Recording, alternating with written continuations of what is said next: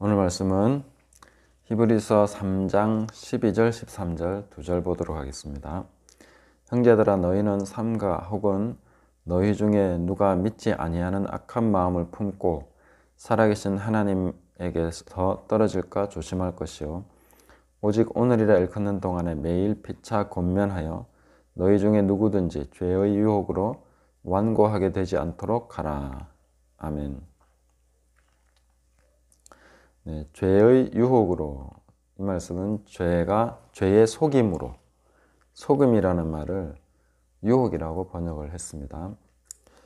어떻게 죄의 유혹에 빠지느냐, 이런 부분을 우리가 주의해서 살펴봐야 되겠습니다. 그리고 이런 것을 어떻게 또 극복하고 빠지지 않도록 할 수 있는가 하는 것도 우리가 마음에 새기고 실천해야 될 대목이다, 이렇게 볼 수 있습니다.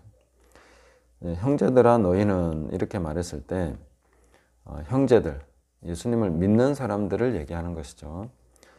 누가 믿지 아니하는 악한 마음을 품고 살아계신 하나님에게서 떨어질까 조심해라. 믿는 사람들 중에 내가 믿고 있는데 그 중에서 하나님으로부터 떨어질 수 있다는 거죠. 특히 여기서 살아계신 하나님이라고 한 것은 오늘 말씀하시는 그 하나님, 오늘 내 마음에 감동을 주시고 나를 인도하시고 나에게 공급하시고 하시는 하나님. 어제 말씀드린 대로 광야에서 예를 들면 불기둥 구름기둥으로 함께 하시는 하나님, 오늘도 만나와 메추라기로 나를 먹이시는 하나님, 사도행전의 표현으로 보면 우리의 호흡을 주장하시는 하나님, 우리 호흡까지도 하나님이 거두시면은 오늘로서 끝입니다. 바로 그 순간으로 끝나는 것이 우리 인생인데, 모든 삶이 다 하나님의 혜택으로, 은혜로 살아가고 있으면서 그 살아계신, 지금도 말씀하시고 나를 먹이고 입히시고 모든 그 들의 꽃처럼 풀처럼 나를 관리하고 도우시고 내 생명을 붙들고 계신 그 생명 되신 하나님, 살아계신 하나님으로부터 떠난다는 것이죠. 떨어질 수 있다는 것이죠. 그것을 조심해라, 이렇게 말씀하고 있습니다. 그래서 그 마음이 바로 악한 마음을 품은 것이다 라고 말씀하시는데, 하나님을 믿지 않는, 하나님을 거부하는, 하나님으로부터 떨어지게 하는 것이 악한 마음입니다. 우리가 당장 누구를 죽이려고 하고 미워하고 막 증오하는 것만이 악한 마음이 아니고, 그것도 물론 악한 마음이지만 그냥 하나님으로부터 살짝 떨어지기 시작하는 마음, 그 지점이 어디입니까? 회개가 변명으로 바뀌는 순간이죠. 내가 그냥 회개해야 되는데, 이 순간에 무릎을 꿇어야 되는데 변명하기 시작하는 그 순간부터 자기를 변호하고 자기를 연민하고 그렇게 하는 순간부터 점점 하나님으로부터 떨어지게 됩니다. 이 부분을 아주 유의해서 보셔야 됩니다. 우리가 어떻게 해서 그 하나님으로부터, 살아계신 하나님으로부터 점점 떨어지느냐, 그 마음의 이 지점, 어떤 떨어지기 시작하는 그 지점이 바로 회개하지 않고 변명하고 자기를 연민하기 시작하고, 하나님이 굉장히 너무 심하다, 나한테 너무 많은 것을 요구하신다, 이거는 굉장히 어려운 것을 하나님이 나보고 하라고 하시는 거다, 이런 식으로 가기 시작할 때입니다. 그때부터 하나님으로부터 점점 멀어지기 시작하는 거죠. 그렇게 되면 뭐가 보이기 시작합니까? 점점 다른 것이 더 합당해 보이기 시작하는 거죠. 하나님 외에 다른 것이 훨씬 더 합리적이고 이게 더 타당성이 있어 보이고 그것이 더 나를 위해서 좋아 보이고 하는 그런 식으로 가기 시작할 때 이제 미혹이 들어온 것입니다. 하와가 에덴 동산의 그 선악과를 봤을 때 보암직도 하고 먹음직도 하고 지혜롭게 할 만큼 탐스럽기도 한지라, 이렇게 됐을 때 그 지점은 하나님의 말씀으로부터 어떤 그 이 마귀로부터 암시를 받아서 하나님을 의심하기 시작한 그 순간부터, 그때부터 점점 이제 다른 쪽으로 선악과 쪽으로 시선이 가니까 그때는 이미 미혹이 된 상태입니다. 보니까 너무 좋아 보이는 것이죠. 그것이 나를 위해서 굉장히 좋은 것인 것 같고, 그걸 얻으면 내가 뭔가 달라질 것 같고 지혜로워질 것 같고, 굉장히 뭔가 이 세대 가운데서 내가 잘하는 것처럼 사람들의 칭찬 혹은 지혜로운 삶을 살아가는 듯한 그런 느낌을 주는 것이다 하는 것입니다. 자, 이런 과정이 로마서 1장에 잘 기록이 되어 있습니다. 로마서 1장을 보시면 사형에 해당하는, 하나님께서 사형에 해당한다고 하신 죄의 목록이 쭉 나옵니다. 그런데 여기 1장 28절부터 쭉 보시면 또한 그들이 마음에 하나님 두기를 싫어하며, 이미 미혹이 된 상태죠. 하나님께서 그들을 그 상실한 마음대로 내버려 두사 합당하지 못한 일을 하게 하셨으니 곧 모든 불의, 추악, 탐욕, 악의가 가득한 자요. 이런 거는 이제 나쁘구나 하고 이건 정말 사형이다 라고 생각할 수 있겠죠. 그러나 그 뒤로 이어지는 거 보면 시기, 살인, 분쟁, 사기, 약독이 가득한 자요, 수군수군 하는 자요. 수군수군, 비방하는 자요. 이것도 사형인가? 그리고 하나님께서 미워하시는 자요, 능욕하는 자요, 교만한 자요, 자랑하는 자요. 자랑도 사형인가? 악을 도모하는 자요, 부모를 거역하는 자요, 우매한 자요, 배약하는 자요, 무정한 자요, 무자비한 자라. 보면 우리가 수긍되는 것도 있고 이것까지 사형이다 하는 건 너무하지 않나? 이런 내용들도 있습니다. 그래서 죄라는 것은 하나님이 규정하시는 것이죠. 하나님의 법에 의해서 이건 사형이다 라고 규정하신 것인데, 이것을 알면서도 32절에 그들이 이 같은 일을 행하는 자는 사형에 해당한다고 하나님께서 정하심을 알고도 자기들만 행할 뿐 아니라 또한 그런 일을 행하는 자들을 옳다 하느니라. 이게 이제 죄의 유혹으로 완고해지는 것입니다. 하나님을 거역하는 마음을 품는데 이 과정이 그런 것입니다. 이 같은 일을 행하는 자는 사형에 해당한다는 것을 하나님이 정하셨다는 것을 알고 있습니다. 그런데 자기들만 행할 뿐 아니라 또한 그런 일을 행하는 자들을 옳다 하느니라. 죄는 서로 격려하는 경향이 있는 거죠. 너도 그래, 나도 그래. 거기서부터 뭔가 담대함을 얻는 거죠. 그래서 죄 짓는 거 보면은 항상 뭔가 이렇게 서로 확인해 가면서 이 뭔가 비슷비슷한 사람들끼리 만나서 거기에 대한 양심을 무마시켜 가면서 할 수 있는 것이 범죄하는 것입니다. 이것이 좀 더 커지면 어떤 일종의 사상으로 이렇게 거짓과 거짓, 유혹과 유혹이 만나서 계속 이렇게 덩어리를 이루어가면 하나의 거대한 사상을 이루게 됩니다. 그 안에서는 그게 죄가 아닌 게 되는 거죠. 지금 동성애 같은 것이 이렇게 그런 식으로 계속 덩어리를 만들어가고 있죠. 이미 덩어리가 돼버린 어떤 공산주의 사상이나 이런 거 안으로 들어가면 거기는 뭐 거짓말이나 이런 게, 그리고 뭐 어떤 누구를 죽인다거나 이런 것들이 죄로 인식되지 않는 선으로까지 가버립니다. 그 안에서는 그냥 그게 선인 거죠.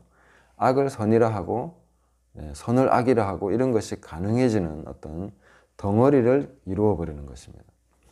그런 식으로 해서 하나님을 집단적으로 대적하는 사상을 형성하고 어떤 그런 사회 집단을 만들고, 그런 식으로 해서 이제 담대하게 하나님을 대적하는 그런 식으로 가게 되는 거죠. 여기에 원조가 바로 가인입니다. 가인이 하나님께서 벌을 주셨는데 그 죄짐을 나는 지기가 너무 무섭습니다, 두렵습니다, 아니 너무 힘듭니다 했을 때 가인을 죽이지 못하도록 이마에 표도 주고 이런 것들을 가인을 보호해 주도록 그렇게 하나님이 만드셨죠. 그러나 가인은 하나님을 의지하지 않습니다. 믿지 않습니다. 스스로 성을 쌓고 자기를 보호하기 위한 도시를 건축하게 되는 거죠. 그렇게 해서 집단적으로 하나님을 거역하는 이런 식으로 사람들이 계속해서 그런 것을 만들어 왔습니다. 지금도 역시 마찬가지로 죄를 범하고 하나님을 대적하는 사람들은 서로 계속 무리를 짓게 됩니다.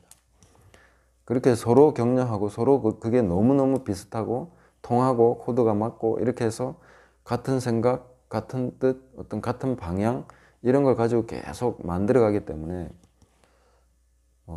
그 흐름을 쭉 따라가면 그냥 멸망으로 가는 것이고 하나님을 대적하면서도 너무나 담대하게 하게 되는 것입니다.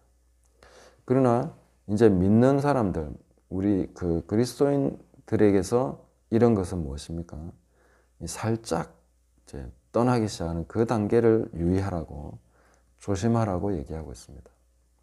그러니까 하나님의 음성을 듣는데 하나님께서 나에게 요구하시는 것을 알고 있는데 그것을 굉장히 부담스럽게 여기고 힘들다고 생각하고 뭔가 너무 심하게 하나님 나한테 너무 까탈스럽게 그렇게 요구하신다고 느끼면서 그것을 확정할 수 있는 다른 어떤 말들을 듣고 또 거기로부터 오는 그런 생각들을 받아들이고 그런 거대한 집단적으로 이룬 사상 속의 어떤 한 부분을 내가 취하기 시작하면서부터 끌려가기 시작하는 것이죠.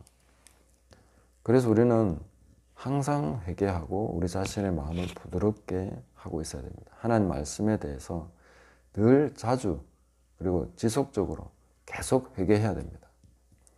뭐 똑같은 죄를 계속 범하더라도 계속 회개하면 됩니다. 근데 계속 회개하다 보니까 뭐 이대로 한다고 뭐가 되냐 그런 식으로 생각하다가 이게 핑계가 생기고 이론을 만들고 그걸 합리화시키는 어떤 그런 생각들을 번복시키면 그때부터 회개가 어려워집니다. 자꾸만 회개하고 하나님 앞에 자신을 낮추고 하는 이런 것을 하기를 이제 귀찮아하게 되거나 아니면 그런 부분에 대해서 약간 꺼리는 마음도 생기고 그런 식으로 이제 하나님으로부터 점점 떨어지기 시작하는 거죠. 그래서 거기에 대한 예방책, 해법이라고 한다면은 서로 거룩한 길을 가는 형제들끼리 또 거룩한 길을 가는 사람들끼리 서로를 격려해 줘야 됩니다. 믿음과 선행과 사랑과 회개와 용서와 엄청 많은 격려가 필요한 내용들입니다. 격려를 많이 해야 됩니다. 서로가 피차 권면해라 이렇게 말씀하시죠. 오늘이라 일컫는 동안에 당장 해야 되는 일입니다. 내가 숨쉬고 있는 동안에 나에게 주어진 이 오늘이라는 시간 동안에 가장 신경 써서 해야 되는 일이 피차 권면하는 것. 권면하다는 것은 부르다. 부르다는 뜻입니다. 서로 불러라는 거죠. 파라칼레오. 서로 불러서 이렇게 소환해서 함께 교제하는 거죠. 그래서 내가 가진 믿음과 저 사람의 믿음, 하나님 앞에 우리가 올바르게 또 경건하게 살아가고자 하는 그런 마음과 열정과 이런 것들은 계속 서로가 권면을 해주고 피차 도와줘야 됩니다. 격려를 해줘야 됩니다. 그럼으로써 우리가 죄의 유혹으로 완고하게 되지 않도록 너무나 많은 사람들이 그 길을 가고 있는데 그 넓은 길이지 않습니까? 좁은 길을 가는 사람들이 그것을 서로가 격려를 해줘야 됩니다. 몇 사람 안 됩니다. 그러니까 서로 격려해 주면서 그 길을 끝까지 갈 수 있도록 도와줘야 되는 것이죠.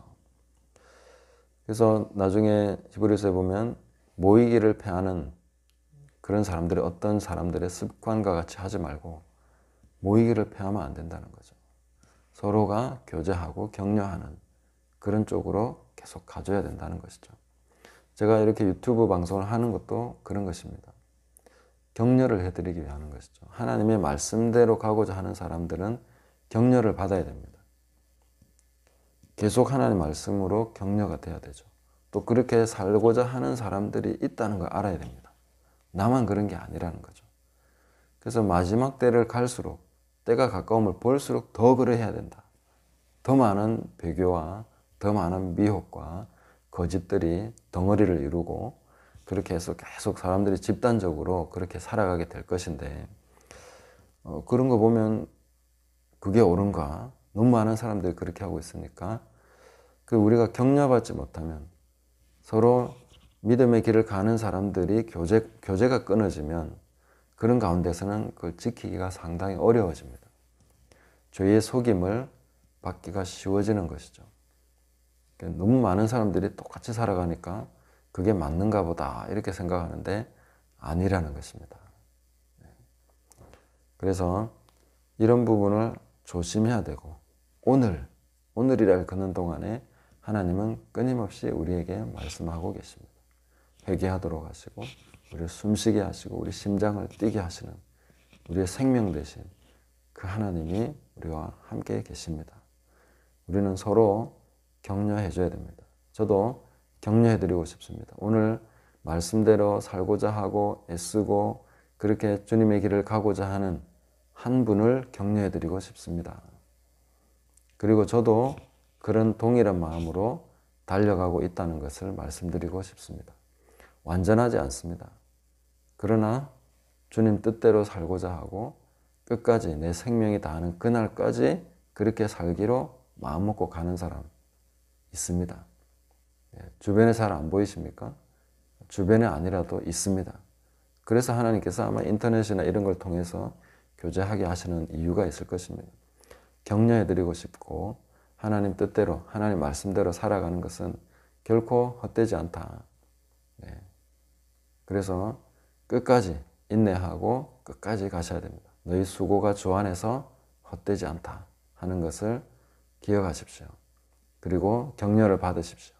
동일하게 핍박받고 고통받고 그런 십자가 지고 살아가는 많은 형제 자매들이 있습니다.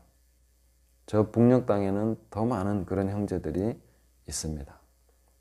그리고 전 세계에 그런 믿음의 공동체가 그리스도의 몸을 이루고 지금도 계속해서 더 거룩해지고 더 경건하게 살아가고 있고 또 우리가 달려간 이 경주는 구름같이 둘러싼 허다한 증인들이 먼저 달려간 그 증인들이 우리의 경주를 지켜보고 있습니다. 그리고 가장 앞서가신 예수님께서 이제 보좌 우편에서 영광을 받으시고 앉으셔서 우리를 격려해주고 계십니다. 스데반이 돌에 맞을 때 예수님 벌떡 일어나셨죠. 격려해주기 위해서 일어서서 그 스데반을 격려하고 끝까지 믿음으로 달려갈 수 있도록 그 주님의 격려 때문에 스데반은 그렇게 기도할 수 있는 것이죠. 저들의 죄를 저들에게 돌리지 말아 주십시오. 그렇게 기도할 수 있는 것은 예수님의 격려 덕분이었습니다.